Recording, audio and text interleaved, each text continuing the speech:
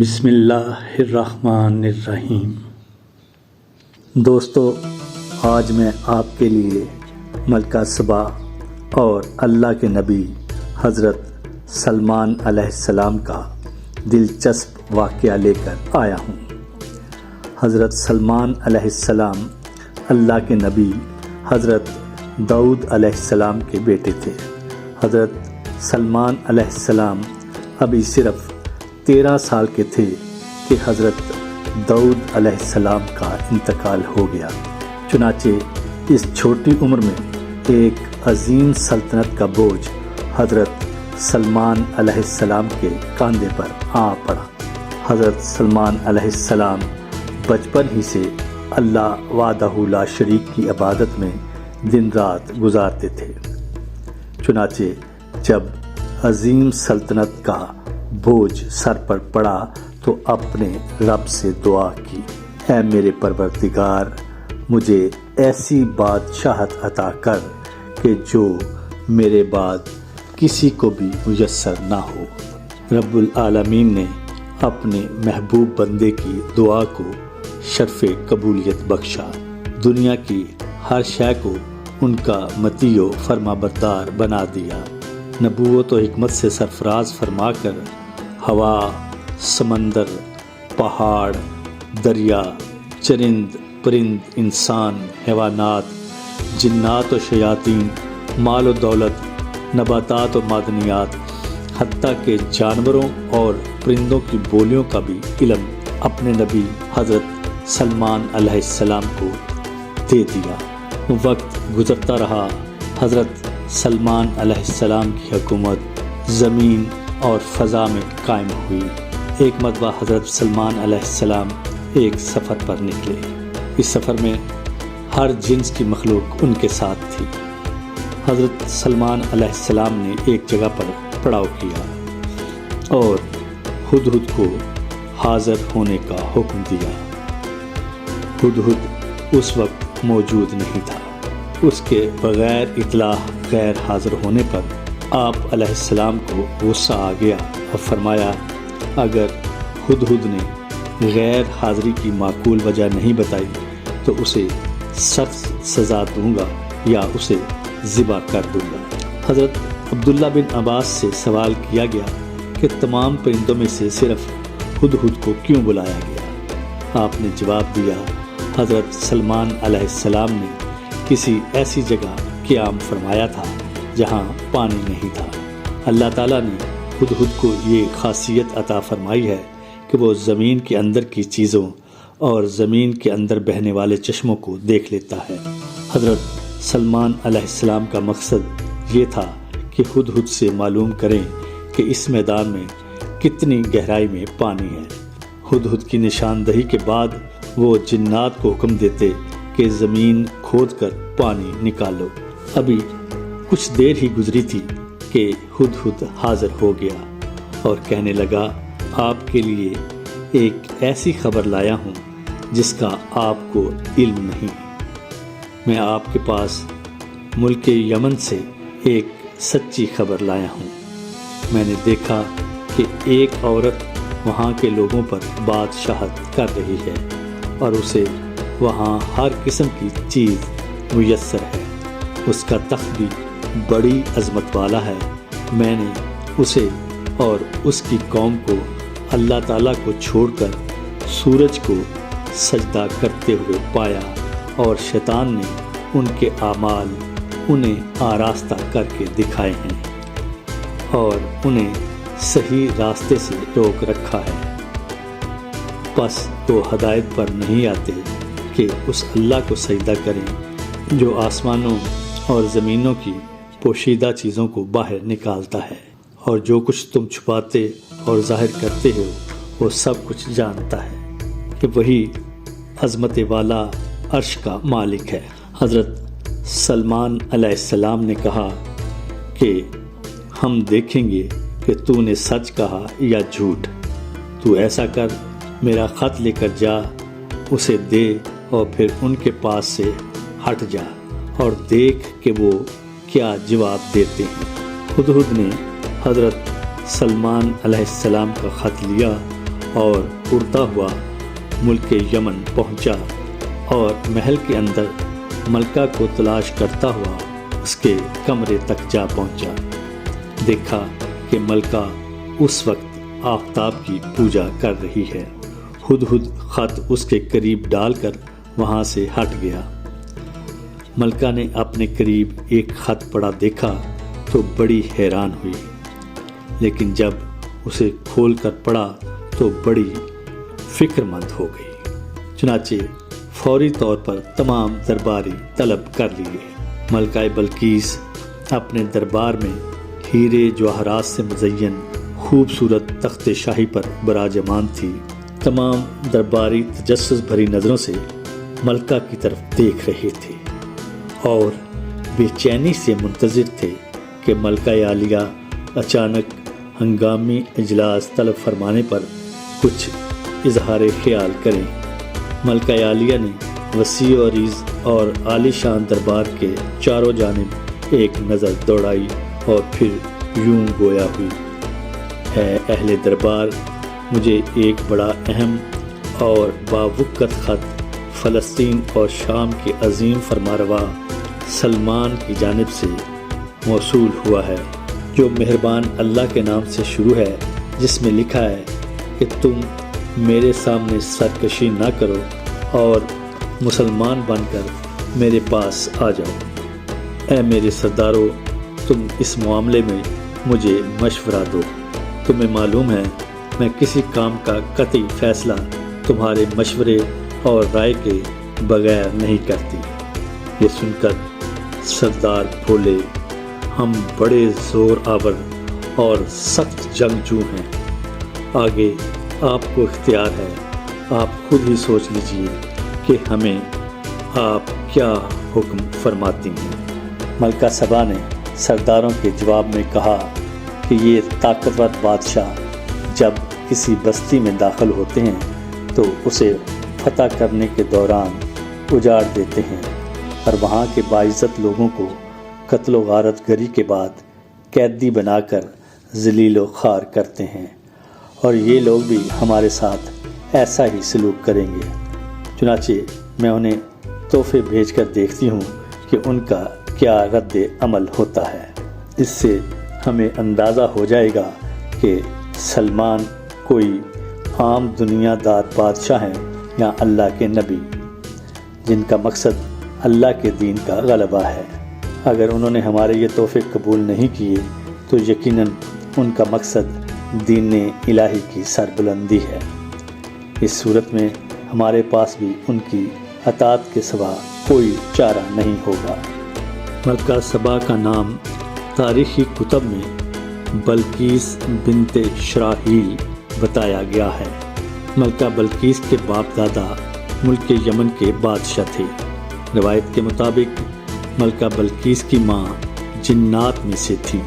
ان کے باپ نے ایک جن عورت سے شادی کی تھی جس کا نام بلما بن شیان تھا۔ اس کے بطن سے بلقیس پیدا ہوئی۔ اللہ تعالیٰ نے ملکہ بلقیس کو وسیع مملکت، شان و شوکت، مال و دولت، ہیرے جواہرات کے علاوہ حسن و جمال بھی عطا فرمایا تھا۔ ان کی قوم سورج کی پرستش کرتی تھی۔ ملکہ بلقیس نے جو تحائف دربار سلیمانی میں بھیجے ان میں سونے چاندی کی اینٹیں، قیمتی موتی جواہرات، 100 حسین ترین کنیزیں، 100 غلام اور ملکہ کی جانب سے ایک خط شامل تھا۔ اللہ تعالیٰ نے اپنے نبی کو ان تحائف کی تفصیل وحی کے ذریعے پہلے ہی بتا دی تھی۔ چنانچہ حضرت سلمان علیہ السلام نے جنات کو حکم دیا کہ شہر میں داخل ہونے والے راستے پر سونے چاندی کی اینٹوں کا فرش بچھا دیا جائے اور راستے کے دونوں جانب سونے کے بنے ہوئے عجیب اللخت جانور کھڑے کر دیے جائیں۔ وزراء اور عمال سلطنت کی تمام کرسیوں اور فرنیچر کو سونے کا کر دیا جائے۔ دربار کو ہیرے جواہرات سے مزین کیا جائے۔ غرض جب ملکہ بلقیس کے قاصد اپنے تحائف لے کر وہاں پہنچے اور انہوں نے یہ عظیم شان و شوکت دیکھی تو شرمندہ ہونے کے ساتھ ساتھ بہت مرعوب بھی ہوئے۔ حضرت سلمان علیہ السلام نے قاصدوں سے فرمایا، کیا تم لوگ مال و دولت سے میری مدد کرنا چاہتے ہو؟ مگر دیکھ لو، جو کچھ میرے اللہ نے مجھے دیا وہ اس سے بہت زیادہ ہے جو تمہیں میسر ہے۔ تمہارے تحفے تمہیں مبارک ہوں، انہیں واپس لے جاؤ، ہم ان پر ایسے لشکر سے حملہ کریں گے جن کے مقابلے کی ان میں طاقت نہیں ہوگی، اور انہیں وہاں سے بے عزت کر کے نکال دیں گے اور وہ ذلیل و خوار ہوں گے۔ قاصد اپنے ملک واپس پہنچے اور حضرت سلمان علیہ السلام کے سخت ترین پیغام کے علاوہ دربار سلیمانی کا آنکھوں دیکھا حال ملکہ کے گوش گزار کیا۔ ملکہ سبا ایک سمجھدار، دانا اور جہاں دیدہ عورت تھی۔ فوراً سمجھ گئی کہ یہ کوئی عام بادشاہ نہیں بلکہ واقعی اللہ کے نبی ہیں، لہٰذا اپنے ملک کو جنگ و جدل سے بچانے کے لیے انہوں نے خود حضرت سلمان علیہ السلام میں حاضر ہو کر اپنی اطاعت کا یقین دلانے کا فیصلہ کیا، اور ایک دن اپنی مصاحبین کی ایک جماعت کے ساتھ ملک شام کی جانب روانہ ہو گئی۔ یمن سے ملک شام کا فاصلہ طویل تھا۔ ملکہ ابھی راستے میں ہی تھی کہ اللہ تعالیٰ نے حضرت سلمان علیہ السلام کو وحی کے ذریعے مطلع فرما دیا کہ ملکہ بلقیس تمہاری فرما بردار بن کر حاضر ہو رہی ہے۔ یہ موقع تھا جب حضرت سلمان علیہ السلام نے ملکہ اور اس کے مصاحبین کو مزید شان اعجازی دکھانے کا فیصلہ کیا تاکہ وہ جان سکیں کہ اللہ کے نیک لوگ شان و مرتبہ میں کفار سے کہیں زیادہ طاقتور اور با کمال ہوتے ہیں۔ حضرت سلمان علیہ السلام نے ملکہ بلقیس کی آمد سے پہلے اپنے درباریوں سے کہا، اپنے سرداروں کو مخاطب کرتے ہوئے فرمایا، اے سرداروں، تم میں سے کوئی ایسا ہے جو ان کے فرما بردار ہو کر پہنچنے سے پہلے ملکہ کا تخت ہمارے پاس حاضر کر دے؟ جنات میں سے ایک قوی ہیکل جن نے کہا کہ قبل اس کے کہ آپ علیہ السلام اپنی جگہ سے اٹھیں میں اس تخت کو آپ کے پاس لا حاضر کرتا ہوں، میں اس پر قادر بھی ہوں اور ایماندار بھی ہوں۔ ایک شخص جسے کتاب الہی کا علم تھا کہنے لگا، میں آپ کی آنکھ جھپکنے سے پہلے پہلے اسے آپ کی خدمت میں حاضر کیے دیتا ہوں۔ جب آپ نے اسے اپنے پاس موجود پایا تو کہنے لگے، ھذا من فضل ربی۔ ملکہ سبا جب حضرت سلمان علیہ السلام کے دربار میں پہنچی تو حضرت سلمان علیہ السلام نے ملکہ سبا کا امتحان لینے کے لیے ان کے تخت میں رد و بدل کروا دیا۔ جب وہ آئیں تو ان سے پوچھا، کیا تمہارا تخت بھی اسی طرح کا ہے؟ ملکہ نے کہا، یہ تو گویا ہو وہی ہے، اور ہمیں تو پہلے ہی معلوم ہو گیا تھا اور ہم فرما بردار ہو چکے تھے۔ ملکہ بلقیس کے آنے سے پہلے حضرت سلمان علیہ السلام نے ایک ایسی عجیب و غریب عمارت بنانے کا حکم دیا جس میں نہایت شفاف شیشہ استعمال کیا گیا تھا۔ اس شیش محل کے صحن میں ایک نہایت شاندار حوض بنایا گیا جس کے بہتے پانی میں مچھلیاں اور دیگر آبی جانور بھر کر اسے شیشے سے پاٹ دیا گیا تھا، یعنی شیشے سے کور کر دیا گیا تھا، بند کر دیا گیا تھا۔ شیشہ اس قدر شفاف تھا کہ پہلی نظر میں کوئی پہچان ہی نہیں سکتا تھا کہ پانی کے اوپر شیشے کا فرش ہے۔ حوض کا محل وقوع ایسا تھا کہ محل کے اندر جانے کے لیے اس حوض کے اوپر سے گزرنا لازمی تھا۔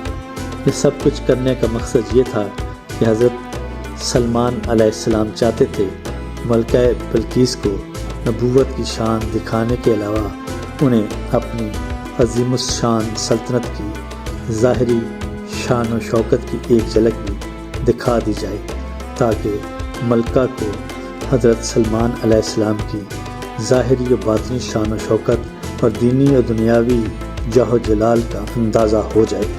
استقبالیہ تقریب کے اختتام پر حضرت سلمان علیہ السلام نے ملکہ بلقیس کو محل کے اس مخصوص حصے کی جانب چلنے کی دعوت دی جو جنات کے ذریعے خصوصی طور پر ملکہ کے لیے تعمیر کروایا گیا تھا۔ ملکہ حضرت سلمان علیہ السلام کے محل کے طلسم میں کھوئی ہوئی تھیں کہ حضرت سلمان علیہ السلام نے ان کی اندرونی کیفیت کا اندازہ کرتے ہوئے انہیں ایک بار پھر محل کے اندرونی حصے میں چلنے کی دعوت دی۔ ملکہ بلقیس دنیا کی عظیم ترین بادشاہت کی حسین ترین ملکہ تھیں۔ ان کے وہم و گمان میں بھی نہیں تھا کہ اس دنیا میں کوئی اور ہستی ان سے بھی زیادہ جاہ و جلال کی مالک ہو سکتی ہے۔ ملکہ حیرتوں کے سمندر میں ڈوبی اپنی نشست سے اٹھی۔ حضرت سلمان علیہ السلام نے ملکہ کو آگے بڑھنے کا اشارہ کیا اور خود چند قدم پیچھے ہو گئے۔